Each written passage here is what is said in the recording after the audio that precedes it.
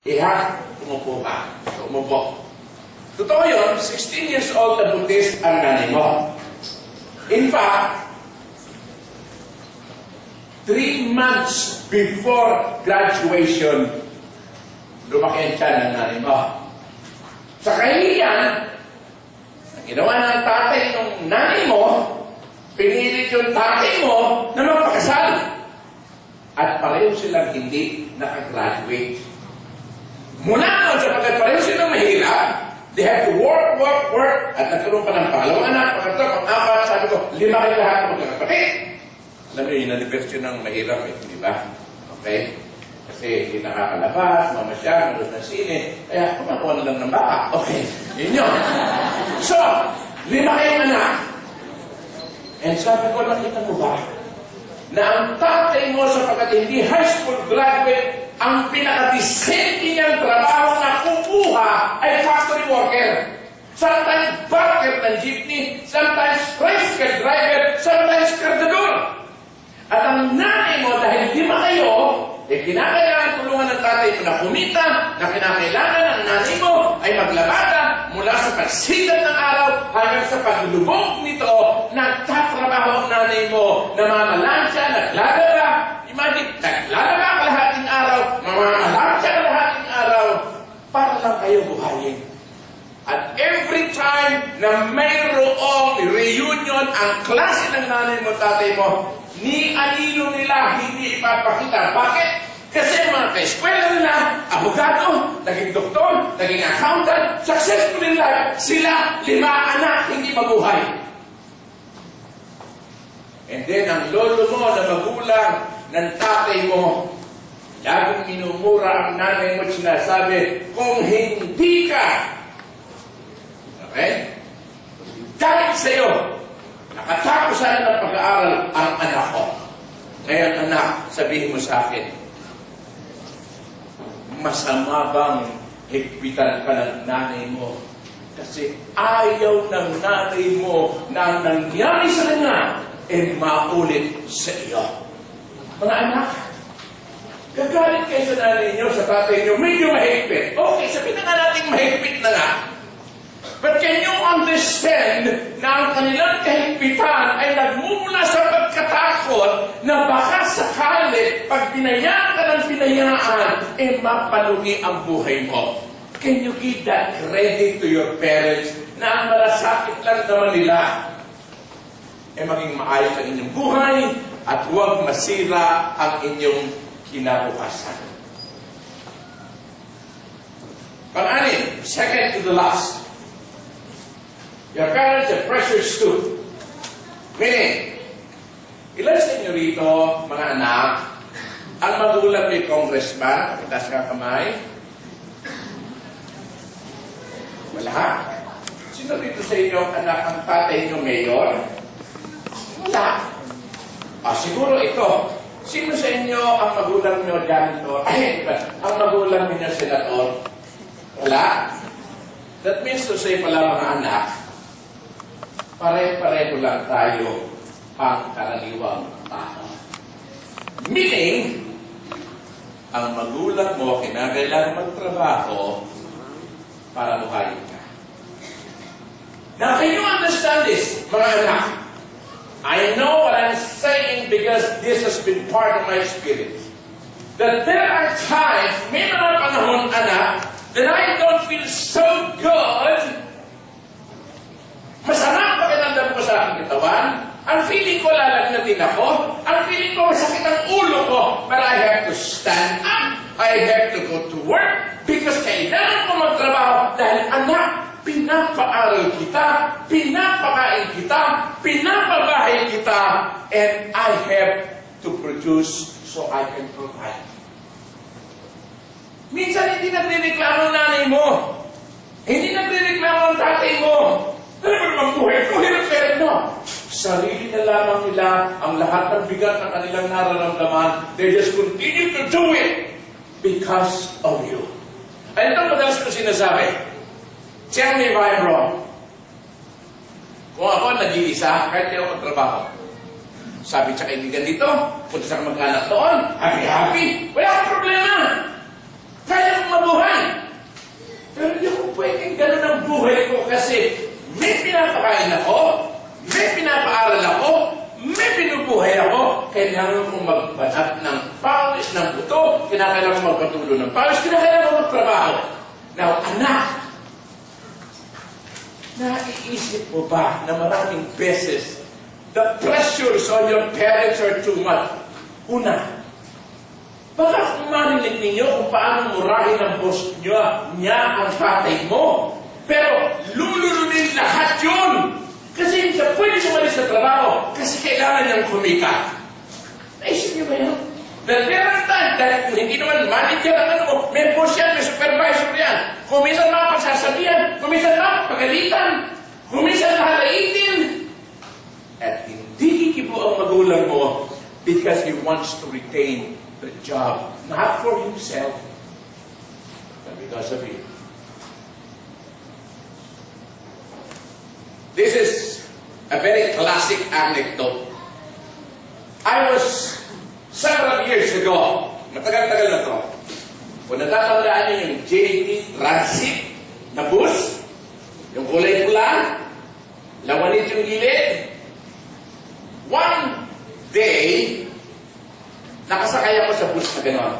Nasa gitna ako. Okay? Noon yung bagong labas, ang mga Metro Manila Transit, the love bus. Would you remember that, parents? Okay, mga anak, di nyo na nabutan yun eh. So, we were cruising along EDSA. At sabi ng marami noon, ang mga driver daw ng Metro Manila Transit ang yayabang. And this I found to be true. We were cruising EDSA when all of a sudden, yung Metro Manila Transit biglang humarang sa daanan ng bus namin. You could just imagine, ang tuloy ng takbo, biglang may pumasok sa linya namin, babanggain. And so, nung makita namin, malapit na bumaga, sigawan kami lang, sa takot. Todo preno ng driver. Amoy na amoy mo ang sunog na gulong. At yung ingay ng gulong na pumaskas sa simento. At kung titignan mo marami, kita mo yung itim doon sa simento. Thank God. 1 foot away, huminto yung bus namin. Safe! Okay? Unfortunately, okay? Yung may upuan sa harap din na mahaba, you would know that. May isang lalaking nakaupo roon na tutulog. Todong preno yung driver. Alam niyo na kung nangyari. Napulot siya, sinulot siya, nakahilata doon sa may cabin ng driver. Siya pa naman yung comedy. Kasi nung mabangga, takot na takot na nila, boom! Hinto! Biglang nakita yung lalaki yun, tawanan! Buhay nga talaga sa comedy, di ba? Ang problema ito, yung nakahilatang lalaki doon na nakataas pa ang paa, pulis Makati. Nagising siya nakahilata doon, nakataas ang paa, at natatawa na ng lahat ng pasahero. So much embarrassed, pulang-pula sa kahihiyan. Para makabawi, tumayo, binunod yung baril, pinatukan yung driver. Not knowing what happened, pinatukan yung driver, tinuran yung driver, tinutukan yung driver, minura yung driver. Nasa gitna ako, and I was looking at the rear view mirror. Nakita ko yung driver, hawak yung kanyang uniforme, nagpupunas ng luha, umiiyak. Pero hindi siya lumaban, hindi siya bumaba. Nung bumaba yung pulis, nagpatuloy siya ng pagmamaneho. What came to my mind was this. Narito ang isang ama na hinamak, nilait, sinaktan, pero magpapatuloy siya magmamaneho sapagkat kinakailangan niya mag-uwi ng pera. Siguro dahil kinabukasan hihingi na anak niya ng baon sa kanya pagpasok sa eskwela.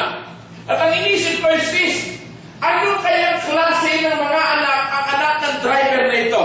Ito kaya yung mga anak na hindi sa eskwela pupunta, kundi sa computer center? Ito kaya yung mga anak na hindi pumapasok at naglalakwat siya? At samantalang narito ang ama, hinamak ang kahihiyan, hinamak ang sakit, magpatuloy magmamaneho, sapagkat kailangan niyang umuwi na may pera para sa anak niyang nag-aaral. Mga anak, can you understand that? You may not know the pains and the hurts that your parents are having when they are in the workplace. But I am sure, because they do not own the company, because they are not the managers, most likely they are under somebody else. And there are bad times, na pwedeng napapagalitan ang nanay mo. Pwedeng napupulyawan ang tatay mo. Pwedeng napapahiya ang ama mo. Naiembara sa mga kasama. Pero sila'y papasok uli bukas, anak. Bakit? Kailangan mo ng pambayad sa eskwela. Kailangan mo ng pambili ng project. Kailangan mo ng bagong uniforme. Tayo mga magulang, nagtidihan natin yan, right? That there are times, wag na ako ang ibili. Siya na lamang. Sanay ka ng mga magulang na magpapasko, pabili lang ng isang damit ang pera. Yeah, ang anak ang meron, ang magulang wala. Mga anak, can you understand that? Kaya niyo bang intindihin that there's so much pressure na hindi mga magulang dapat nabalitang magkakatanggalan sa trabaho? Kinakabahan. Baka ako sumunod. Baka ako mawala ng trabaho. Bakit? Dahil sa akin? Hindi. I will never worry for myself. But I will always worry for you, my child. Can you understand that? At katulad ng sinabi ko kanina, your parents may be fighting for whatever issue. Pwede ang nanay mo ang may weaknesses. Pwede ang tatay mo ang may weaknesses. Bukod sa pagmamagulang sa inyo, bukod sa paghahanda sa inyo, nag-aaway pa sila. That's a big problem. Kung ang nanay mo, niloloko ng tatay mo. Could you imagine that? The pains within. Yes, your parents have pressures too. Your parents have pressures. And it is not just because of them, it is because of their love and care for you. Lastly,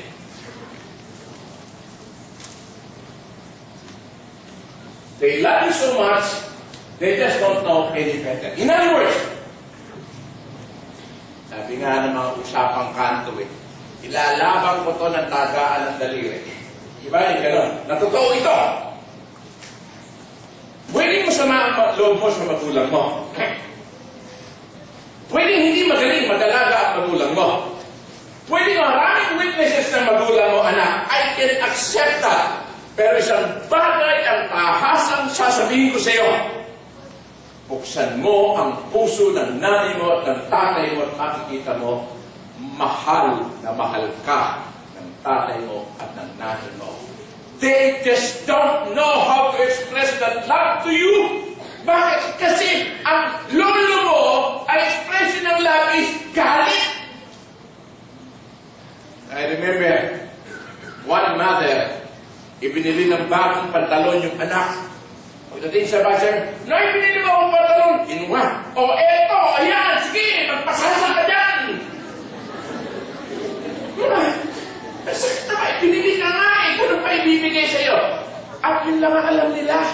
So, binili ko naman eh, di ba? But they don't know how to give it in a way na na-express yung pag-ibig. Kaya mo bang sisihin ang magulang mo? In other words, sa yung mga anak is this. No matter how they treat you, and they may be wrong. They may be wrong.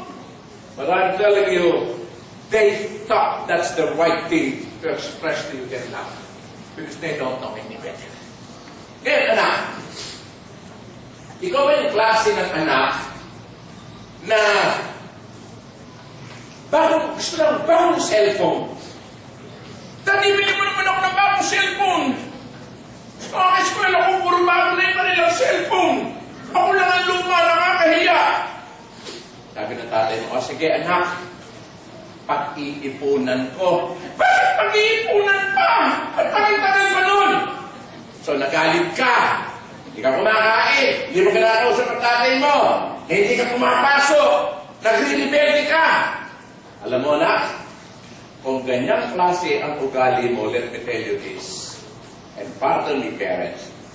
Kung gano'n ang ugali mo, anak, na hindi ka nabigyan ng cellphone, nagwawala ka, nagtatampo ka, nagre-rebelde ka, anak, napakawalang yan mo. Nakalimutan mo na siyam na taong kang, siyam na buwan kang nilagaan ng nanay mo. Nakalimutan mo na pinalaki ka ng ganyan ng magulang mo. Nakalimutan mo kahit nahirap at public school, pinaaral ka ng magulang mo. Ngayon isang cellphone na ibinigay, hindi maibigay sa iyo, magwawala ka. Alam niyo ba, mga anak, ang sakit sa puso ng bawat magulang yung ganong sitwasyon. Bakit? For two things. One, ipinamumukha sa akin na ako'y amang inutil, nag-anak ako, hindi ko maibili ng bagong cellphone. Ang sakit nun para sa akin. Hindi ba? Pangalawa is this. Ang sakit sa akin, anak, because you may not believe this, but this is the truth. Because kung meron mang kaligayahan ng bawat magulang, ang bawat ama, ang bawat ina, hindi yung makita kang masaya at i-enjoy ng buhay mo, anak. Kaya kung hindi namin maibigan ang kaligayahan mo, masakit yun sa amin. Pero, wala kaming magagawa. Can you understand? Can you understand? Alam nyo, I grew up with barkadas, just like my son. All those times I thought, walang ibang nagmamahal sa akin kundi ang barkada ko. Alam nyo, nagkasakit ako ng rheumatic heart disease. Dulo ng daliri, pag ginalaw mo, ang buong sakit, daman-daman buong katawan. Okay? Hindi ako makatayo para pumunta sa mesa para kumain. Kaya all those times, bubuhasin ako ng tatay ko, lalagay ako sa mesa, pakakainin ako. Or all those times, ang nanay ko, lalagay yung pagkain, susubuan ako sa higaan ko. Walang kabarkada ko ang nagpunta para gawin yun sa akin. In other words, sa mga anak, if worst comes to worst, you can only count on your parents to be there, to love you and care for you. Hindi ang barkada mo. Pero nakakatawa ang barkada. Alam niyo kung bakit? Kasi sa barkada, masira ulo mo, masikat ka. Yan ang mga barkada eh, hindi ba? Mga barkada mo chuchuwa, wala sumbungan, okay lang. Ang bait, hindi ba? Hindi ka sinusumbong sa magulang mo. Hindi. Hindi mabait ang kaibigan mo. Hindi mabait ang kabarkada mo. Kasi hinahayaan ka mas tarpisa sa mali. Ang tunay na kaibigan ay yung itataya ang inyong pagiging magkaibigan.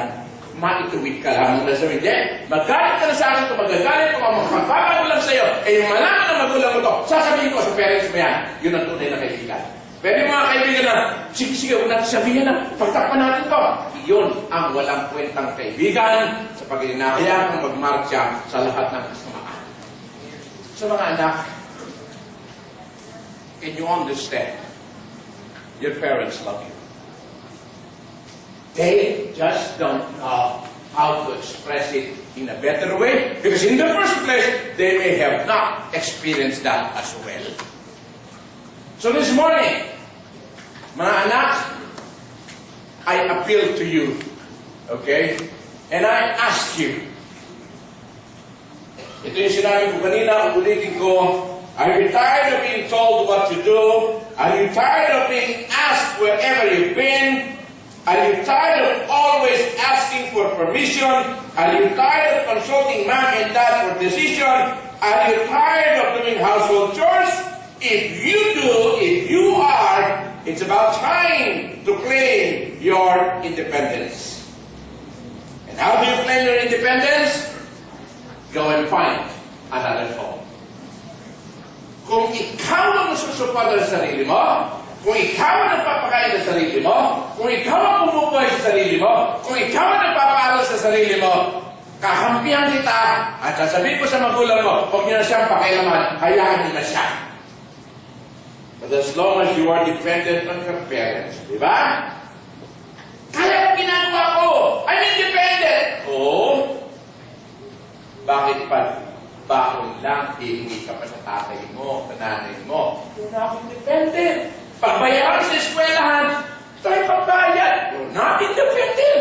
You are fully and totally dependent. Huwag kayong magmalaki. Maraming kabataan, so you thought you have the world on your fingertips. I'm sorry to say no, ma'am, no sir. Pag hindi nagtrabaho ang magulang mo, wala kang kakainin.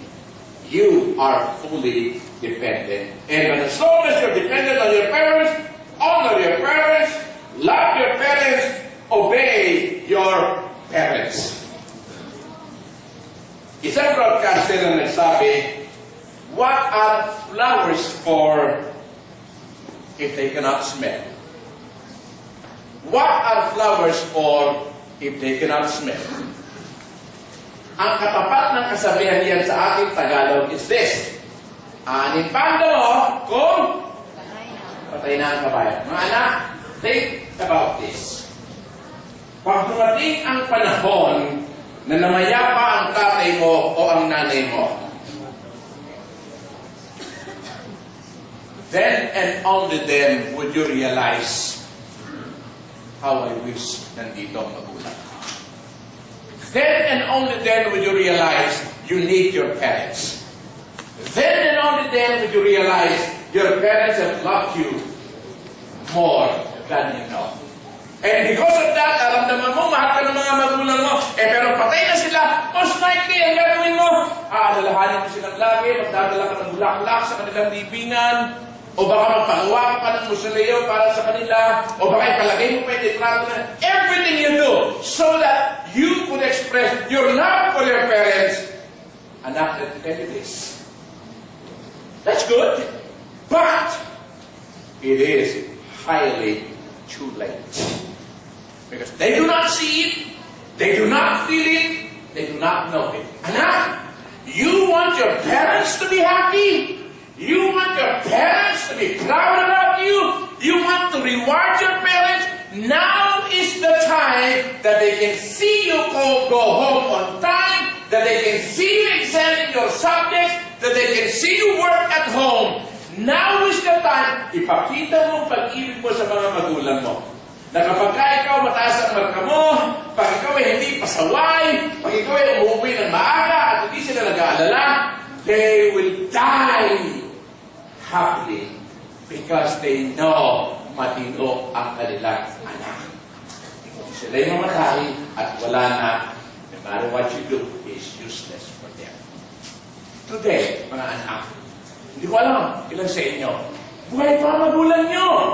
You want them to be happy. You want them to be proud about you. You want to give them the reward of all the good things. Now is the time. Kaya mo mag-aral na mabuti. Kaya mo umuwi ng nasa oras.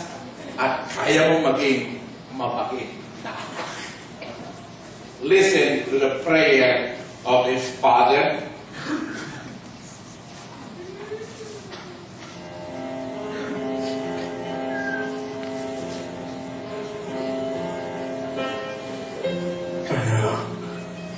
Sa aking pagtanda, unawain mo sana ako at pagpapasensyahan kapag dala ng kalabuan ng mata ay nakabasag ako ng pinggan o nakatapon ng sabaw sa pagkainan.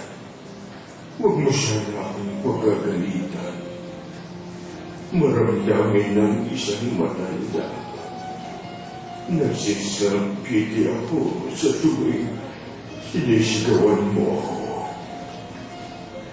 Kapag mahina na ang tenga mo at hindi ko maintindihan ng sinasabi mo, huwag mo naman sana akong sasabihan ng hingi.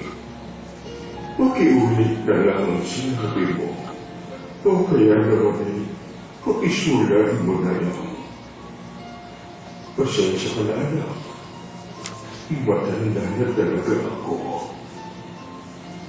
Kapag mahina na ang tuhod ko, pagtsagaan mo sana akong tulungang tumayo.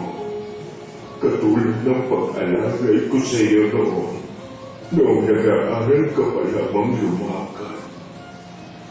Pagpapasensyahan mo sana ako kung ako man ay nagiging makulit at paulit-ulit na parang sirang plaka.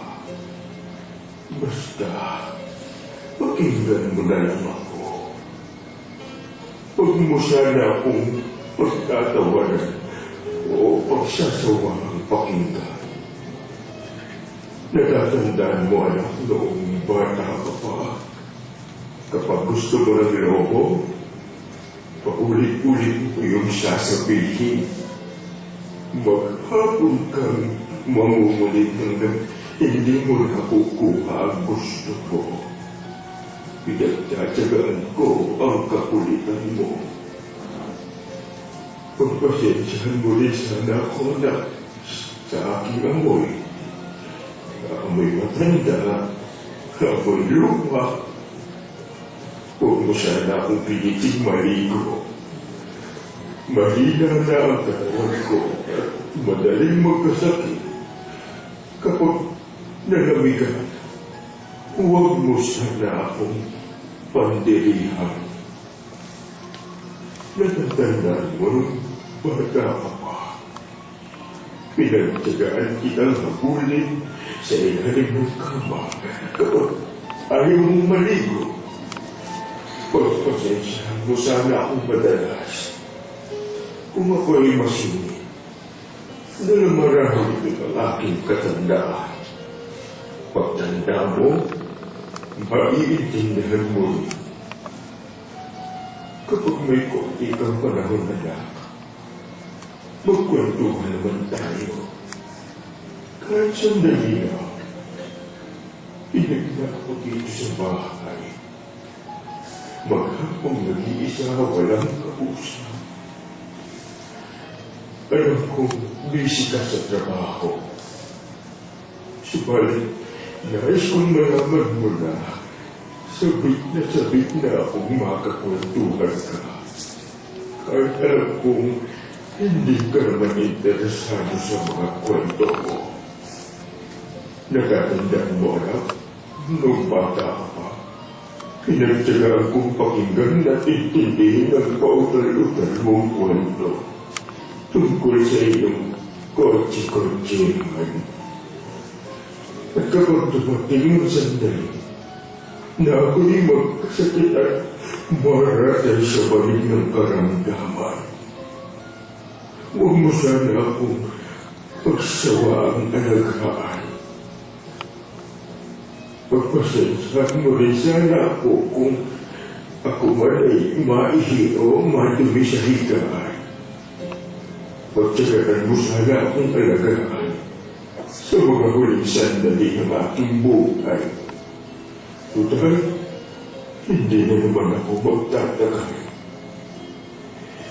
Kapag dumating ang sandali ng aking pagpanaw, hawakan mo sana ang aking kamay at bigyan mo ako ng lakas ng loob na harapin ng kamatayan. Huwag kang mag-alala. Kapag kaharap ko na ang Diyos na lumikha, ibubulong ko sa Kanya na pagpalain ka sa tuwi-tuwi dahil naging mapagmahal ka sa iyong Ama. Salamat sa iyong anak.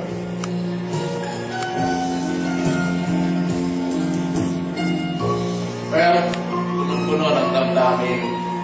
As I close this morning, I hope and pray that my son and I give you an understanding of what it means to be a son or a daughter and a parent.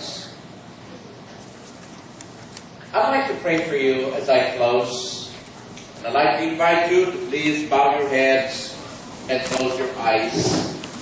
Wala mong virtud ang pagpikit